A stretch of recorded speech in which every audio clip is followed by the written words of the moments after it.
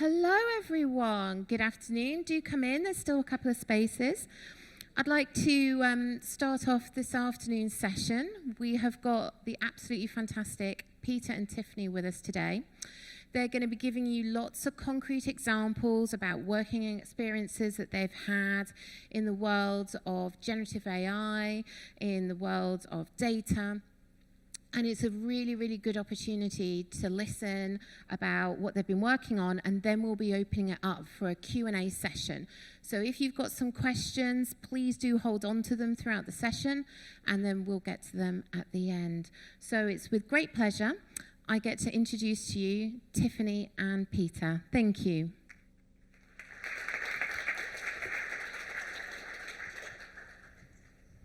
Hello, everyone. I am Tiffany Abense. I'm the head of digital learning technology for Citi. I have been at Citi for about 17 years, and my team is responsible for overseeing the strategy for the entire organization from a learning technology perspective.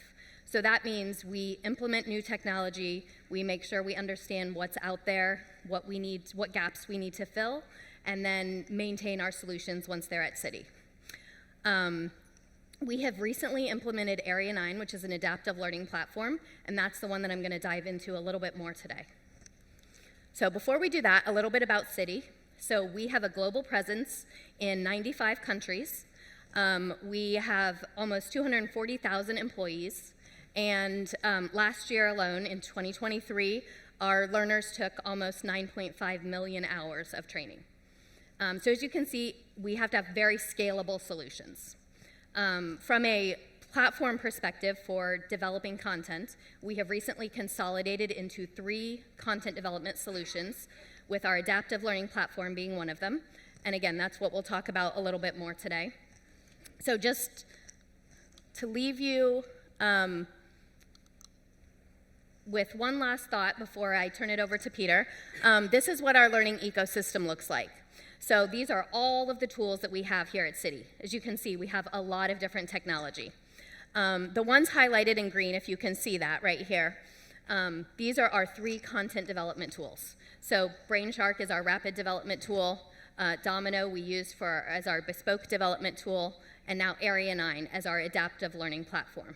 So again, today I'm going to focus on what Citi is doing with adaptive learning, and most importantly, what kind of data it is enabling us with, and what we are doing with that data. But for now, I will turn it over to Peter. Thank you. Yes. I probably will need the clicker at some point. Yeah. Hello, everyone. Also the ones coming in, welcome. I work at a company called Novo Nordisk. You may have heard of some of our products lately. We're growing like crazy. It's going well.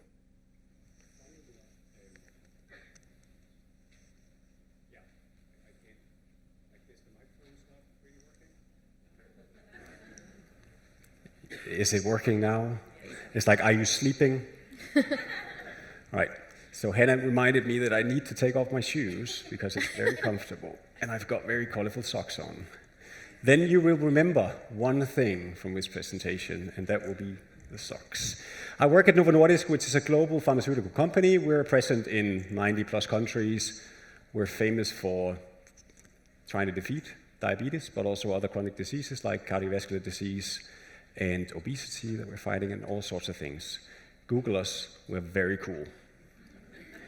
We are, because we're helping a lot of patients worldwide. But that's not what I'm supposed to talk about here, because I work in HR. Woo! What I'm going to talk about is personalization and context. I think those are 2 claims. I can't prove anything. I'm not going to prove anything today. I'm just going to claim that those are important. And I'm going to show you how we're working with those things to solve some problems. I know that can sound a little bit out of the ordinary to L&D. We're solving problems. I'll leave that there, but we're trying, okay? And I'll go through what they look like. But first, I want to show you a picture. This is very close to where I live. I live far away in the countryside, and it's probably something, I guess, how many of you have seen one of these auto mowers just off-grid? if anyone experienced it on your own, like, these things are supposed to work, right? They're robots, they're technology. They should, I mean, you put in the line in the ground, it should stay within it, but it doesn't.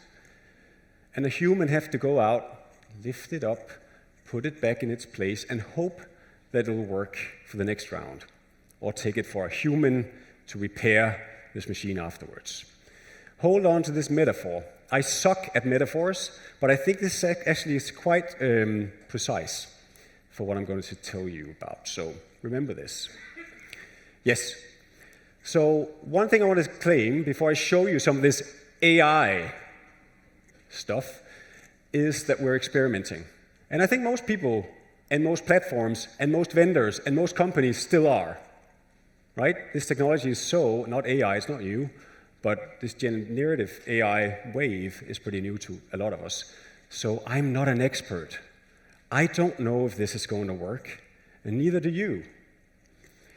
We don't know how much data we need and how much we actually can legitimately use, because that's important.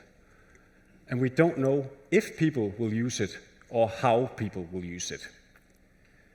If anyone's building a learning management system or LXP in here, please remember these bullet points as well, right?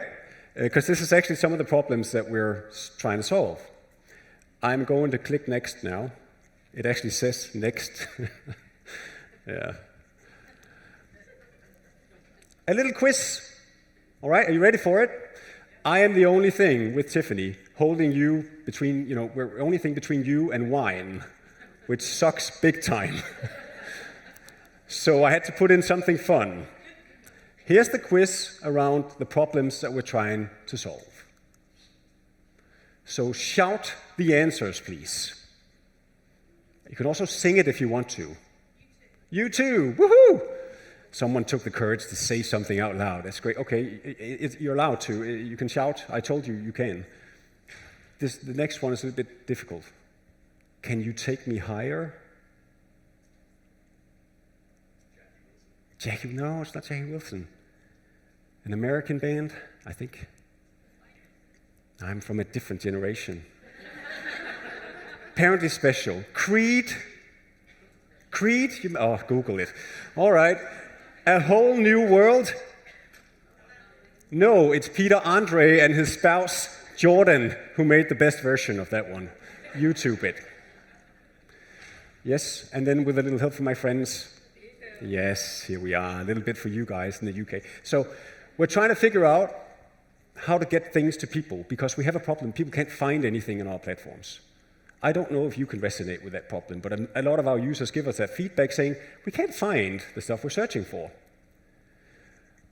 Great, can you take me higher? We want to develop people's careers more than just give them training and learning. We believe that the hypothesis that people are more motivated about career opportunities than just development and training. So where does this take me? So people can go into this tool and say, what can I become? Yes. A Whole New World is opening up the organization, along with a little help from my friends. So nobody knows who's good at what in our organization. I can't tell you, because I work in HR, who would be the expert on one of the topics that I'm working on in other parts of the organization. It's super difficult. I can maybe see something in the job architecture, but it's too generic. Yeah? A fly? Jesus. All right, so we're trying to figure out how we can bring people together who are experts and novices or intermediates to learn from each other. Right? Yeah. Either you guys are silent because this is so cool, or you're really tired. Right, not going to go through this, but I'm just saying we've stated some hypotheses around these things.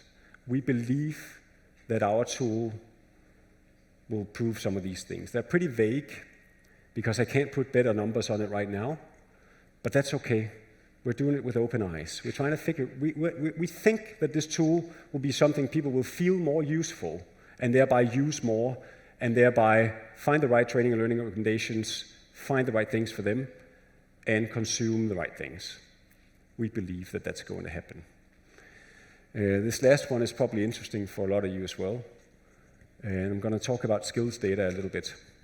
So now I'm going to just go into what it looks like. I made this slide. And I'm proud about it. Yeah, almost an applause. So, what we're doing is we are building an AI-driven application in our OpenAI internal environment. We have that in our company because we're privileged. So, we're calling it IDP Coach because it's a brand internally, and IDP is an individual development plan. It's something people know relates to development. So that's what we're calling it, and that is actually proven to be quite helpful. And then what the dream is to feed this AI engine with context about people to give them outputs like these, to figure out what's for you specifically. We believe that that will make a difference. That's the hypothesis. Because getting generic training and learning recommendations doesn't feel real, doesn't feel for you. And that's the second piece of feedback we get a lot is, I get these search results, I don't really know which one to choose, which one's for me, which one do I need? Because the engine does not know what level you're at, it doesn't know what your experience is within the topic, it doesn't know who you are, what you've done before, it doesn't know anything, apart from your email address and some HR data maybe, which is not enough to make contextual recommendations that matter. So, we're trying to feed it, and we've got these data points, sort of, and there's a data risk to some of these. So we're only experimenting in a closed environment. This has not been scaled, and I'll talk to some of the data problems or issues that we'll face because of privacy. This is super important, and intentional use and other things. But we're trying to feed this engine with information, or we're doing that right now, and we'll do a live demo at some point within the next 10 minutes, where we will show you what that looks like. Feeding it with data. And we want more data points. And this is where it gets a little bit iffy, and where smarter people than me can challenge me on whether this is necessary or not, depending on how good the technology is. So, what about department strategies? If you want to develop yourself within your role or for the next role, wouldn't it be nice if those recommendations knew what the strategy is where you work now or where you're going to work, potentially? So that you can develop some of those skills to support the strategy. It sounds corporate, I know, but we're spending billions on strategy documents that drowns on SharePoint. Right? No, not in our company, no. Okay. Behavioral indicators and some other stuff, I'm going to go through them now, so some of them. Only generic stuff. People do put in free text answers to some of the questions of what they dream about. But back to the data privacy stuff. We can't just take that and use that in a different tool without asking them really politely, are you okay with that? And we're working on that, but we're not going to do it until we've asked people about it. And it's something about intentional use of data. You put data in one system, and all of a sudden you see it used in a different place without you knowing it. No, not with us. Very important. This is my favorite, the strategies. They're all on SharePoint. Some SharePoint site where people need to display their strategies in PDF documents. Can we trawl SharePoint? Can we find the documents? Can we text analyze them? Can we put them into context? Will that make a difference for the recommendations? We don't know. We hope so. Behavioral indicators, also data privacy issue. Microsoft really don't want to share a lot, which is fair, and probably not fair, but that's the business model. However, we'll try to get some of it, and we're trying to do network analysis and put some of these more generic things in a closed environment again because of data privacy. But that could really say something about what you're doing. Imagine a world at some point where we will allow it to get access to our calendars, headlines of calendar appointments and what we're working on right now. Whew, opens up a whole new can of worms from a data privacy perspective, but also opportunities, depending on how risk averse we are. Yeah, I'm going to plug shamelessly a company called Filtered, which I really like. We don't have a very great content catalog, descriptions, metadata, especially internally. So we need someone to fix that for us. run an algorithm, run some AI, run some machine learning on this to make sure that the right content surfaces. Because if the AI does not know what the content is about, it can't recommend the right things. We have a massive content problem. Everyone does. Call them and the Ghostbusters. LinkedIn is problematic because, again, back to the intentional use. But where do you think your resume and what you've done and your experience is most updated? In the internal HR system or on LinkedIn? Thank you. All right. So, all right. We think so too. LinkedIn does not want to share this with us. They want us to come into their platform, fair game. Again, back to business models and all that. These profiles are private, public, not private, public, but we can't scrape them. We're not going to do that. It's against policy. We're not going to do that. So we need to figure out how we can get information about people's careers in. And I'm going to talk about a little bit of a different way of doing that also. Psychometric data, our friends at Insights, building some experiments again with pulling in profiles about how do people want to be communicated with. Is that going to make a difference when you interact with an AI? We believe so. It's our hypothesis that it does.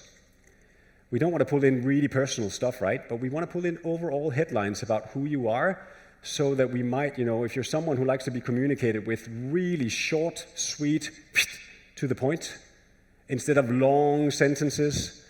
That would be me, by the way. Why not do that and give people different answers with a variance of who people are? Context. We don't know if it'll make a difference. We will test it. The internet is a problem too, but there might be something out there, right?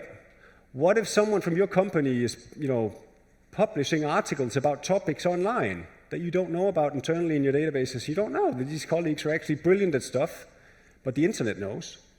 There might be content out there, learning, training, stuff happening, articles, great stuff, that you're not indexing or offering people.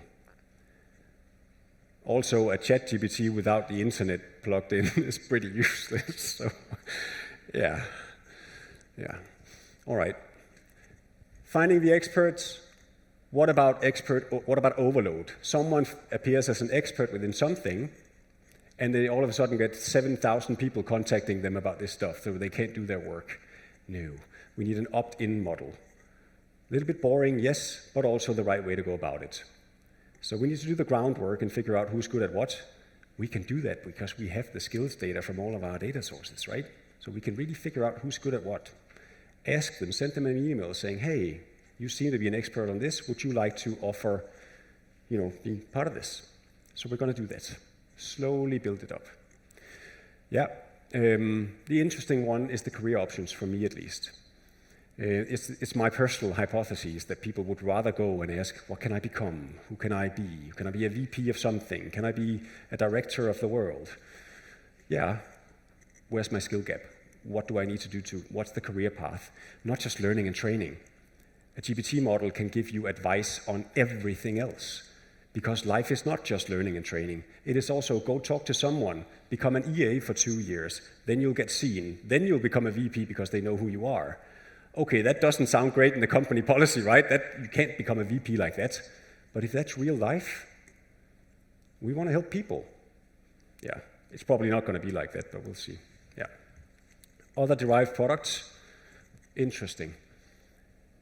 Map of skills. Not just what people don't go to a platform and put in and never update.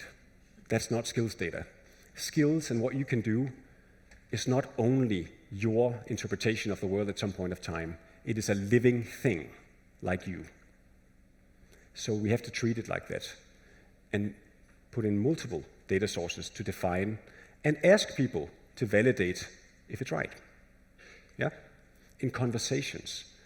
So the AI can start out saying, hey, Pete, we know, you can see you've got these skills.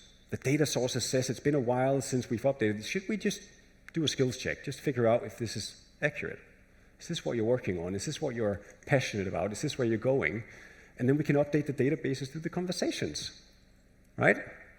Instead of asking someone to go on a platform, put in generic skills, and then never come back. That's better. Much better. So back to the conversations. If we don't have adequate data, why don't we just ask people? Yeah? So we have the data foundation, and then we ask you to enrich that all the time. It's brilliant, asking people. You came here for AI? No. Ask questions. This is how it looks from at least architecture perspective. And I'm going to throw the credit to our developer, Thomas, from the external company called Today, who's done this. But what it really does, it evaluates from the prompt what data sources to go and pick up things from. Everyone's taking a picture. It's technical stuff. I can show to the IT. This is what it looks like. Secret sauce. It's not that difficult. You can find this diagram online. Actually, it's fake. No, it's not. It's not fake. It's real. So, but it goes out, it figures out what data sources do I need to answer the questions. So it doesn't pull out all the data because it can't yet, and it shouldn't. We have a limitation to token length. We've got context, summary. We can't just put all data sources into it and then it'll just magically work. Not yet at all. So we have to figure out how to do this smart. Right. This is what it looks like in a mock-up. Looks beautiful on a PowerPoint slide. Less beautiful in real life. It's like my LinkedIn profile. Not yours. Mine. This is what we want to achieve. We don't know if people will click the buttons or if they will start prompting. We're user testing, so we'll figure it out. But what we want is, because we have one lazy dude in the development team, he said, I don't want to prompt. I don't want to write anything. I'm lazy. I just want to click a button because this machine should know, without me prompting, what it should recommend based on the data. So we're testing that. We don't know if it'll work. Sorry, we don't, but we'll figure it out. Or you can start your conversation. So you can find an expert, you can suggest opportunities. When we get that data in, you can get learning recommendations, all sorts of stuff. And we will demo it now to show you what it looks like, right? So Christian, my team member, will come to the stage. Please give him a round of applause. Also to get some, yeah. Apart from being more handsome, a lot more handsome than me, Christian will also know a lot more about what the engine actually does, because he's making it. Could we switch to the laptop, please? Oh, we're waiting for AI to update the... All right, so what we've built is in a piece of software called Streamlit. Streamlit is a very, very easy to use tool that does very, very limited things, right, from a UX perspective. So it's not beautiful yet, but we don't need it to be beautiful when we're testing, at least not that beautiful, all right? So if we scale, if we go corporate, if we go wide and people love the product, and we want to scale, we'll make it better. Christian, what prompt are you putting in? Yes. This is me, right? I want to get better at managing my remote team. What should I do? Okay, Christian works for me, so apparently he thinks that, thank you. I need to become a better manager of my team. So that's what we're prompting it. He hasn't clicked one of these buttons, but he's prompted it with, I want to get better at managing my team, remote team. I have really difficult team members. That's true. And it comes up with advice. As you'd probably see on ChatGPT, some of the same things. It comes up with suggestions. But this is based on the data sources that I showed you in the previous slide, some context about me. You've got my focus skills up here. They could be from various data sources depending on where I've updated it, right? So it knows that I am the head of something, yeah? And it puts that into context. But Christian, could we please get some training options? Because I want some training. Yeah, I want some training. Yeah, so it evaluates what it needs to give me, advice, training, experts, and we don't have all the data in yet, but you'll know this from a conversational model. So this is basically what it does. And instead of going into a learning platform to figure out what content, what sources, what not, you just have to tell it what you want, and it'll go into, give giving you the few right recommendations based on who you are. And this is what it does with very few resources available data-wise. When it gets richer, this will only get a lot better. And on the top of this, I mean, imagine, yeah, we don't have to imagine because we've done the user tests, people's reaction and, just getting the shoulders down, thinking, okay, this knows me, I can now just click these things and do them. And that is what we're trying to fix in the first place. All right? This is how far we are. It might look very simple, and it is. We've had one guy programming this since end of January, and we're 3 people doing everything else and this. So it's not hard for you guys to go and do this. You need access to the technology, but go ask people about these things and how that can be done. Ask your IT people, ask people externally. It's not that hard. Yeah, thank you, Christian. I appreciate it.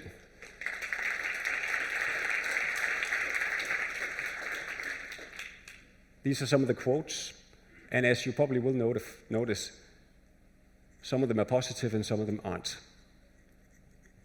Right? Because that's how life is. And I don't have to sell this product to you guys. Some people thought the UI, UX was crap, and we agree with them, and we will improve it. But some of them also thought, okay, and actually this has been transcribed by AI, by the way, so all the spelling mistakes and all the other stuff, I'm not responsible for those. This is how good the technology is right now that we're using, at least. But some of the feedback is related to the problems that we're trying to solve. I think I find things quicker. It feels more relevant. This is easier than going to somewhere where I didn't find anything. Good. So we're getting there, and we'll keep testing with a larger and larger audience to see if we're proving our hypotheses. Yep. So here's the issues. And it kind of feels like at home where my wife is making these to-do lists that I'll never get through them. It was just an endless list of things, right? Bias.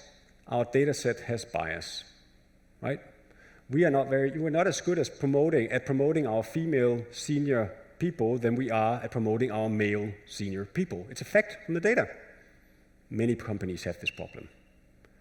So if we use the data set and reproduce the same reality with AI, that doesn't work. So we need to do some fine-tuning. We need to do something about it. Profiling, discrimination, data privacy is so big, and with the new EU Act coming in, we have to take this seriously, and we will take it seriously. IT security, as you know, that the user trust that this machine will work. Yeah, that's important. And it only is their space, so they can tell it everything they want, and they're sure that it stays there. Token limits, context length, Google it. Computing sustainability, it takes a lot of water, cold water, to have these servers running with AI right now. So it is a sustainability issue if you scale this. Yeah, it's like global footprint with, CO2. Which model do you choose for your large language? Is it OpenAI, Claude, Bedrock, something else? And who will win the race, and who will you use based on security and all sorts of other things you need to figure out, we need to do too. Data storage. Yeah, we need to figure out Snowflake environment. We need to figure out how we store the data we'll use for our AI agents to work on. Yeah. Data quality. Garbage in. Thank you. Garbage out. IP, intellectual property. Now, OpenAI did a smart thing, right? They just opened it up. We don't care about IP. We'll use everyone's work and recreate something cool. Okay. Well, that has to stop at some point, and the New York Times stopped it. They said, no, you can't use our content. I bet in the future that that's going to happen more and more if these models keep operating on people's IP. So who owns the data? Who owns the rights? What can the model actually operate on? It's going to be super important if you ask me, but we will see. I've been wrong before. All right, next problem. I don't know if any of you noticed. I've got one minute, that's perfect. When we have people feeling, okay, it's got context, it knows who I am. Fantastic, woohoo! it'll still send me off to content. The same content, a LinkedIn Learning course, a video, that doesn't speak to me necessarily. Now, we've had talks. Does that matter? We don't know. But a crazy, really crazy idea is, could the AI generate a piece of learning with the same context of the data for you that speaks directly to you with a problem and the context of where you are, the level, your experience, and all sorts of stuff, and then makes the content just for you, in that, whether that's a video, a PDF, a website, whatever it does, we won't need to show the content that we're buying to anyone anymore. It'll create it on the basis of the prompt result. That is interesting, crazy, not available yet, but why not? Maybe it's not necessary, maybe it is, but that means that we'll buy a subscription for a content library that no one will ever see. Not much different from today. No, sorry, that's not right. But yeah, I'm sorry about that. I shouldn't have. However, different world. Done.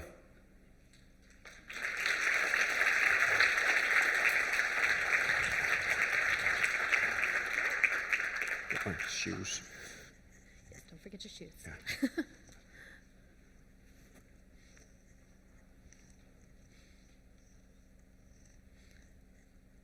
Okay, so Peter actually set us up perfect for where we're going to go to. So now I'm going to talk about adaptive learning. This is basically like a first iteration of that kind of personalized content that he was talking about. So let's start out with what is adaptive learning. Adaptive learning is personalized content. So if I go in and take a course, and you go in and take a course, today in our linear time-boxed courses, we're all going to see the same thing. Page 1, page 7, it looks the same for all of us.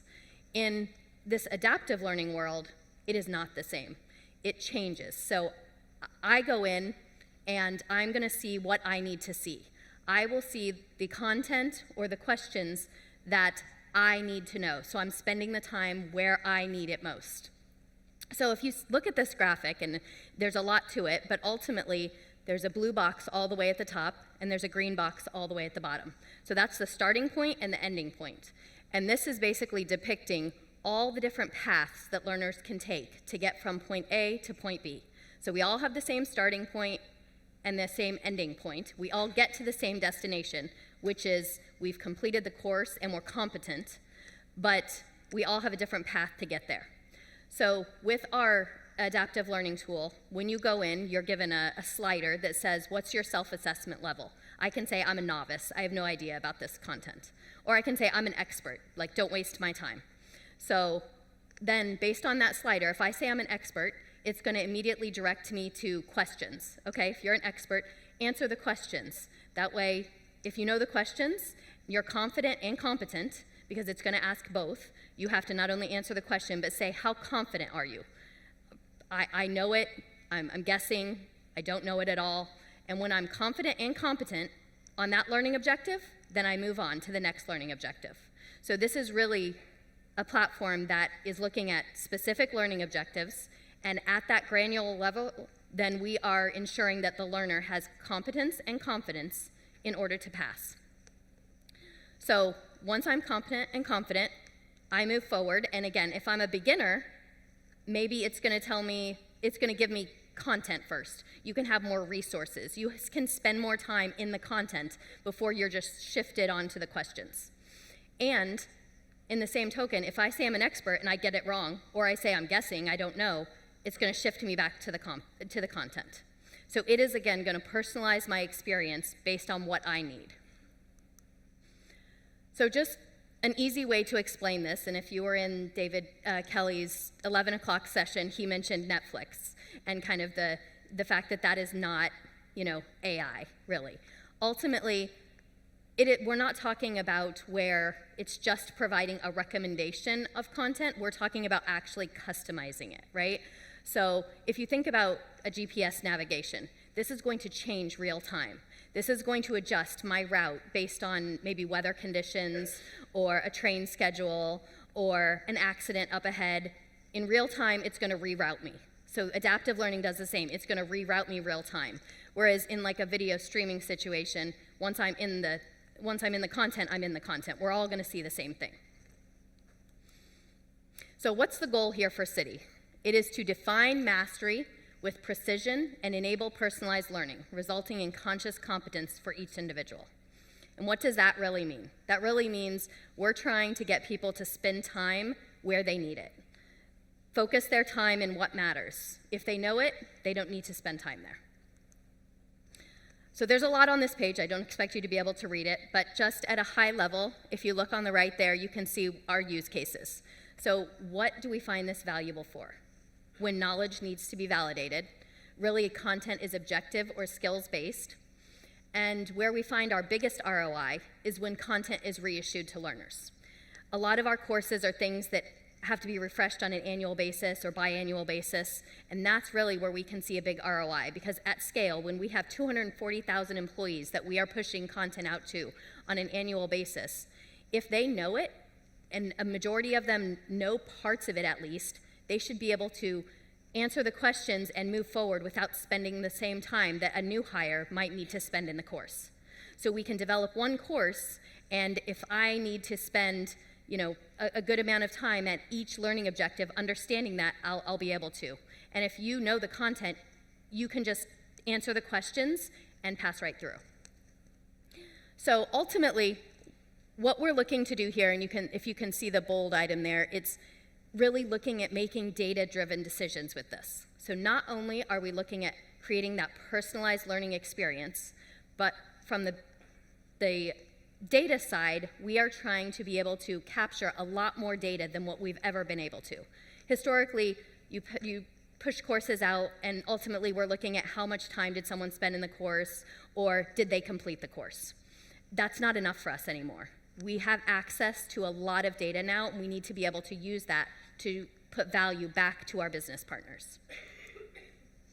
So how are we moving towards those data-driven decisions? Previously, we were looking at a very linear process to create content. We created a course, we launched the course. And then again, in a annual refresh or however often we needed to do that, we would come back and repeat that process. Now, with Area 9, it's a much more cyclical process. So we've introduced what we call at City a hypercare process. So this means that we're creating the course, we're launching the course, and now we're able to access all this data that we can see from the responses. Based on that, we're going to review the data, and then we're going to make changes as needed. So we're not just going to send the course out. We're going to take feedback from our users. We're going to take feedback from the data that we have, and we'll talk about what data points we now have access to be able to improve our content real time. So this is what we call, again, our hypercare process. So like steps 2 and 3 are really our new steps. We're reviewing and we're remediating, and we're doing that on an ongoing basis. Area 9 offers some what we call health check dashboards. So these health check dashboards are built into their system, and this allows us access to a lot of new data points. So we're not just looking at completion anymore. We're looking at engagement. We're looking at time and impact. We're looking at metacognition. We're looking at learning objective difficulty. And we can now make data-driven decisions based on that. So who uses the data? So our learning engineers or instructional designers are able to take data and use data points to help improve the quality of learning. So they can get feedback through the system that helps them to determine maybe these probes are too complicated. Maybe my learning objective is unclear. And they can adjust that, because if everyone is getting a certain question wrong, why should we leave the course like that? Why should we not adjust it so that we can make sure that learners understand? We're not trying to trick them, we're trying to teach them. Then the learning org. So as a learning organization, we can use this data to determine, is this really a training? I know we have all taken trainings that we probably think could have been a communication. So are we spending time making training and then sending training out at scale to all of these users when we didn't need to? We're able to look at this and say, okay, if we have this many percentage of people who are experts, and they actually are experts and they're able to complete in this amount of time, why do we need to train them on this? They already know this. Our subject matter experts are our business partners, our stakeholders. We are able to now show them some of the skill gaps. So maybe this is a point that everyone knows and we don't need to spend time there, but this other learning objective is very difficult, and we have a lot of unconscious incompetence there, and we need to help people understand that more. These are skill gaps that we may need to consider for future trainings. And then our learners. From a learner perspective, this is improving their experience because ultimately we are able to gather things like how much time are they spending, what's their competence level. They are able to determine, what position in the course they want to start at. Am I an expert? Am I a novice? So ultimately their experience is improved. So now before I talk about the data that we have access to, I'm going to set the stage with this topic. So conscious competence. This is something that has become a common language at City now. So we are able to determine conscious competence for our users. So you can see this grid here on the left. This is where everyone starts out at. You have people in all the quadrants. People that are competent, incompetent, and again, conscious, they're aware of that competence level or unaware of that. And the goal of our training is to move them all to that conscious competence in that far grid. So you can see we're trying to move as many people from being a red dot, which is the people that are unconsciously incompetent. If you're unconsciously incompetent, that means you think you know, but you don't know, which ultimately are the biggest risks to our organization. So now we're going to look at some of the data that we have access to. So we have just a sampling here of 7 courses that we launched last year across about 80,000 learners. So as I mentioned, we go through the hypercare period with these courses. These are the health check dashboards that we now have access to, and we can look at the engagement, time and impact, metacognition, and learning objective difficulty. So first, let's start with time and impact. So here's 2 charts. These charts represent the 7 courses. So you can see like course 1, course 2, and so on. So this chart here on the left represents the self-assessment level. So as I mentioned at the beginning, users can choose what level they are at when they start the course. So in this gray color over here, those are users that are selecting they're a novice. They can select advanced beginner, competent, I'm proficient, or I'm an expert. And then the black color over there represents those who have selected that they're an expert. So as you can see, the first course, we have a lot of people saying they're novice. In this last course, more people said they were experts. That's great data, but are you actually an expert when you say you are? So this chart here on the right now is going to map the time that they're spending in the course in correlation to what they're saying their skill level is. So if you look at this bottom right quadrant here, you can see that those that are saying they're a novice are actually spending a lot more time in the course than those that are saying they're proficient or expert in the content. So it's working. The people that need it are spending more time in the content. That's what it's supposed to do. If you look at the 2 top quadrants, you can see that something's wrong there, right? Because regardless of if I'm a novice or an expert, I'm spending the same amount of time. So that's where we need to now dive into our learning objectives and more data to understand why. Is this course, too difficult? Even our experts don't know it. What is causing an expert and a novice to spend the same amount of time there? Time to proficiency. This is another data point that we have access to. So we're not only looking at how long did you take to complete the course, but we can actually get data for each individual learning objective, and we can tell for each learning objective how much time are people spending there. So that also helps us, again, to see, is this learning objective too difficult? Is this too easy? Where are we spending our time? So across, we're going to look at this course number 6 here, just as an example. So this was a course that we launched back in 2022 outside our adaptive learning platform, and ultimately learners spent 28 minutes in that course on average. Then we launched it last year in the Area 9 platform, and they spent 26 minutes on average, so not a huge difference. Ultimately, very comparable. But what we will also need to consider is this was one of the first courses that we launched in adaptive learning, and what we have learned is there's a huge change management component to that, right? So we expect that ROI to continue to improve, but change management is huge. We have a lot of people who almost panic when you ask them, what's your confidence level? When instead of saying okay, and you tell them to answer, how confident are you? I know it or I don't. They're like, what are you using this data for? Why are you asking me this? People really panic. We get more emails on that than anything else. So once people understand the platform, we feel like that will also help them be more comfortable with selecting the right answer and the right confidence level, which again will help them move through it quickly. But still, even with the change management, 61% of learners across our courses took less time than expected in adaptive learning. Now, metacognition. This is one of the biggest values that we're seeing out of our adaptive learning platform. So I talked about that conscious and unconscious competence, right?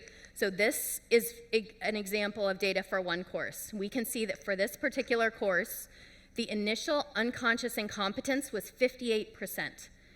That's huge, much more than it should be, right? So we're saying 58% of people think they know this topic, but actually don't know. That's a huge risk to your organization. So by training them, we are helping to mitigate that risk. And not only training them, because ultimately, if we were to just send out a course and they take questions at the end and you have to get an 80% to pass, we don't actually know which objectives they passed, which ones, what's the 20% that they don't know. They're still potentially unconsciously incompetent in those areas. Are they guessing? We don't have any of that type of data. With this now, we're able to see that how we are moving the needle from that unconscious incompetent state. So you can see in this example, we started out with 29% conscious competence, and by the end of the course, so it measures your initial competence, and then every iteration that you take, so it's going to keep giving you the question again until you are competent and confident. And then we end up at 97% conscious competence. So we're able to say that 97% of our organization is consciously competent. And that's a huge shift to be able to confirm that. We're not just saying that people got an 80% and we're not sure where their gaps are. We're saying we know that they are consciously competent. So this is another view of metacognition, again, across those 7 courses. So you can see across 7 courses, the red indicates people that were unconsciously incompetent. So we have a lot of that we need to train. The green is where people were consciously competent. So that's where we want them to be. So some courses have a lot more people starting in that conscious competence state. Again, this is where we can feed that back into discussions about, does this need to be a training in the future? If everyone's consciously competent, or a good amount of people are, that may not be a need. Where we have a lot of unconscious incompetence, this is where we need to have conversations about, is it just a training gap? Are there, is there a policy or something that we're training on that's confusing to people? We need to go back and feed this back into the business to help make those decisions and have conversations about why we have such a big unconscious incompetence gap in this particular skill. And then looking at metacognition progress, this is across all of our courses, and this just shows how many people across all 7 courses were consciously competent and unconsciously incompetent. So you can see about 40% of all of our learners were unconsciously incompetent. That's a huge risk to the bank, right? 40% of people across our courses think they know something and they don't know it. So how do we remediate that? And that's really what we're trying to dive into with being able to now look at the data, feed that back into business discussions, and not only create that personalized experience, which ultimately will benefit our learners, but benefit our businesses and our L&D partners as well. So finally, I'll just leave you on this thought. How do we continue to move to a learning-based organization versus a compliance-driven organization? So this is really where we're spending our time now. Now that we have access to the data, what do we do with that, and how can we make this better? I mean, ultimately, learners now, again, from a change management perspective, they may get frustrated because they can't just go and click, right? You can't just click through the training and guess at the questions. You actually have to think, learn, no. And then once you're answering, you have to answer not only your response, but your confidence level. So you do potentially spend more time, get frustrated, but they ultimately do learn more throughout that. So we're trying to drive our organization more to that learning-based approach. Thank you.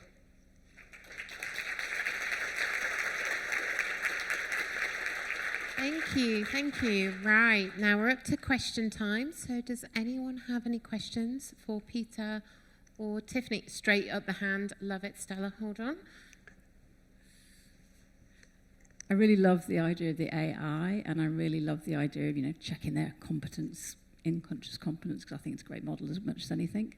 I'm just a bit concerned that there's a huge amount of conversation there about content and checking what they know rather than what they can do. So how are you checking their skills? So within adaptive learning, we can still do scenario-based examples.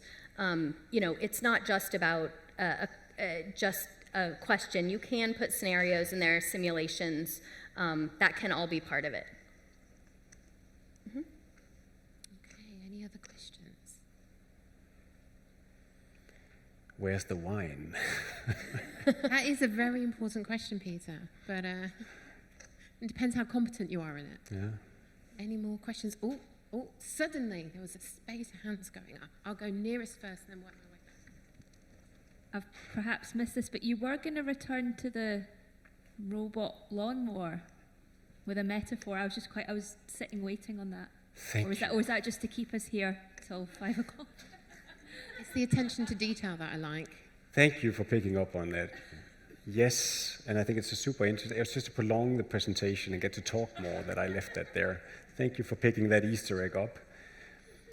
We are blinded by technology, thinking that this is a silver bullet that just works all the time. It doesn't. Neither does AI, our engine. It hallucinates. It comes up with if anyone tried ChatGPT and make it calculate something really simple, can't do it. Right? So it's only as good as it is technology, but we cannot forget that there is a human factor to evaluate a lot of aspects of the data foundation that we're using, testing with human beings if this works or not, and there's the risk that we've got this wonderful tool that no one will use because it's human beings making decisions of whether they want to use it or not. Is it useful for them? Right?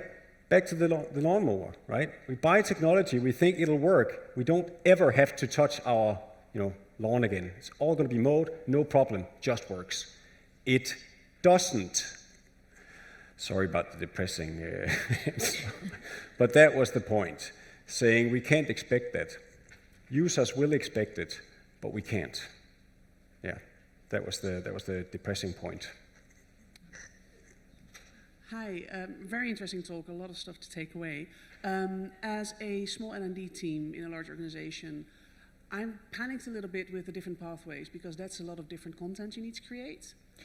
It's not actually. Okay. So it's one course, right? You are not creating any of that branching or any of the, if someone is an expert, they're going to do this. If someone is a novice, they need this. For each learning objective, you're just adding your probes for the learning objective, and you're adding your content. And then the engine is going to determine what it serves up based on, again, your self-assessment level, how you're responding to the questions. It will continue to serve things in the order it believes. It may give you a break. You may see a question, and then if you don't get it right, it's not going to go straight back into the content for that question. It may move you to something else and then come back later. That's all happening without you coding anything. Mm-hmm. Yeah. First of all, thank you for these presentations. Both were really inspiring, and I will still remember the socks for sure. So my question, coming from a medical device company, is, so you mentioned already the data privacy issue, which you're facing, and you said you are already testing with your users. So I'm curious how you solve that data privacy issue. Good question. Yeah, that's the boring side of things, right? Because that's what you don't look at opportunities and what the world could look like if we just had all this context. It would give you the best recommendations and you'd have the world open, right? But users have to trust it. And we do have privacy regulations for a reason. We take it very seriously. The way that we're doing it is a little bit controversial. We will tell people how we use their data. But are you not concerned that company informations are getting out? Oh, like that's, oh Jesus, yes, absolutely. I'll touch upon that and just finish the point that I left hanging there. Obviously, every company tells how they use the data. When you click the cookie accept, and you see that there's 1,171 partners that now will see that you click this button, right? And everyone opens up the document beneath and reads the whole text, right? That's telling how you're using data. We're not going to do that. We're going to make it so obvious as we can, and we're actually user testing on how we can show people and opt in how we use the data in human language and try and summarize that as good as we can so that people really know and feel that we can trust this. I think that's important. The other bit about security and putting in information, we can't put in sensitive information into our OpenAI instance even though it's inside our company. It shares it on the internet still. It's still out there for 30 minutes or longer. It depends on the model and how you do it. It needs to get out there to be as smart as it is. So there is a potential risk there, yes. And we are working with IT security to see how can we limit that, how can we anonymize, how can we summarize, how can we make sure that it doesn't get out there with the context. That is why it is a controlled environment that we're using very few users in a very limited way right now. We will need to fix that. Someone needs to fix it before we can scale. Yes, good question. Also depressing answer. Damn it. Got hands, I'm running. Hi, I have a very interesting question. I was a little bit scared to ask it, but as it's uncomfortable sometimes, but it's on my perspective, it's my reality. I have a son, he's autistic, and if I will give him some regular task or regular test, he will just drop it. How it is with adaptive learning, how he can evaluate his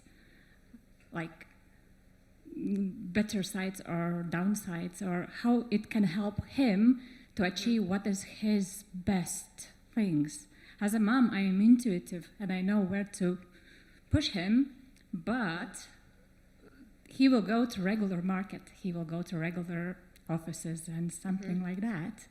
And that's why I just want to know where the market is going, and I will be, oh, good, he have skills, he can have education, he have a job. So, yeah, sorry. Yeah, no, absolutely. That's a great question. We've actually had conversations around that at Citi, and I've asked our Area 9 partners that exact question because, we have such a large organization. Everyone needs to be able to learn the way they need to learn.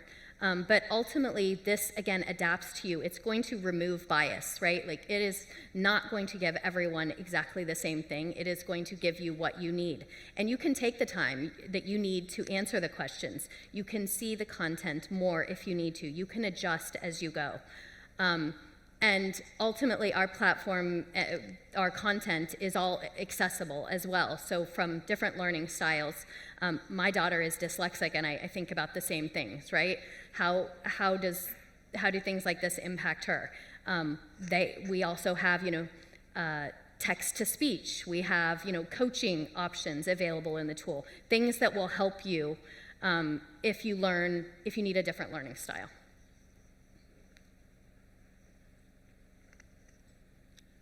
I have a question on the adaptive learning piece. Very interesting to learn about the recent development. But I guess the question is, adaptive learning itself has been in the market for a while.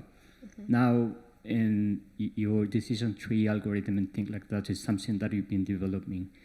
Now, with the appearance of generative AI, can you give us an example of how Gen AI and the combination with adaptive learning are advancing, or what we can see in the near future?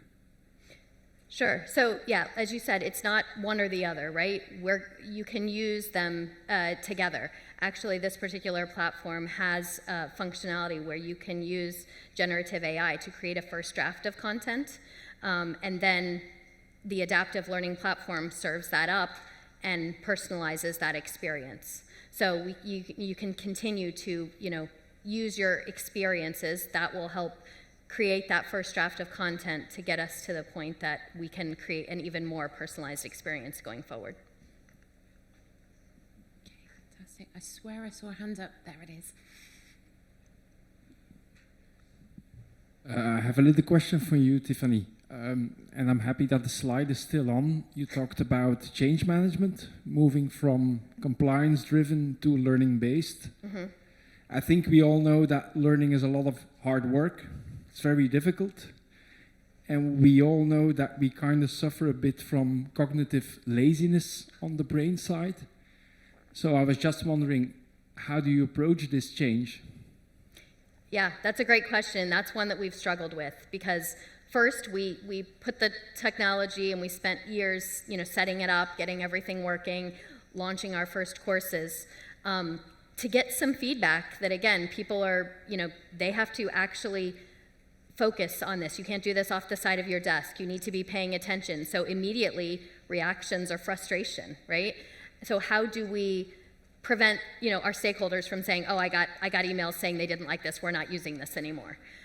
So our approach now, as we're focusing more on that change management and adoption, is leading with the data. And that's where you saw a lot of these data points is ultimately, if we can show our stakeholders the value of the learning, so yes, your learners may be frustrated, but look at how we can improve things for the future. Look at the type of data that we can have that you can show to auditors, regulators, and we can now really improve that experience along with improving our business processes because of this data. There's value add there, right? That helps the stakeholders see it in a different light. So that's where we're trying to show that value from an adaptive learning perspective right now. And then from a learner perspective, it's really just about continuing to expose them to this. The first time they see something, everyone has an immediate reaction. It's about making sure that we are launching enough courses so they get familiar with this approach and then they have less, anxiety towards it. My question is, have you seen a improvement in your business, so people making less mistakes now that you've introduced this training? So what impact is it having on your business? I would love to say yes, and maybe the answer is yes, but we don't know that yet. We haven't gotten that far. So right now, we've just kind of created this hypercare process. We're getting the data. We're feeding that back to our stakeholders. And the next step is to really understand how we can do exactly that. How can we get data on the impact that this is having from a process perspective? So do you track your incidences or your quality issues that you have? So have you got an ongoing baseline record of all of those that you can then review to measure that? You mean like from each business perspective as far as whatever topic they're training on? Our businesses do have that data, but we have not incorporated that from a learning perspective yet. Right, we have time for one last question. Just checking. Oh, there it is. Yeah, one more question. So using this tool which you described with the data and the learner getting informations on what they need, are you also in your department getting informations on what they maybe need to also adapt what needs to be out there and add that to the learning opportunities? Yeah, so that's the interesting thing. You've got very good questions. Thank you for those. Yes, but for me, it's opening up a whole new world of information that we don't have today. We don't know what gaps people have. We don't know their reactions to those gaps when they're acquainted with them. We don't know if they're going to do something about it. We don't know a lot about people in our organization. So how do we reuse the data that we get in, update our databases, and recreate reality from there? And that's going to be the driver for me. So yes, we will know.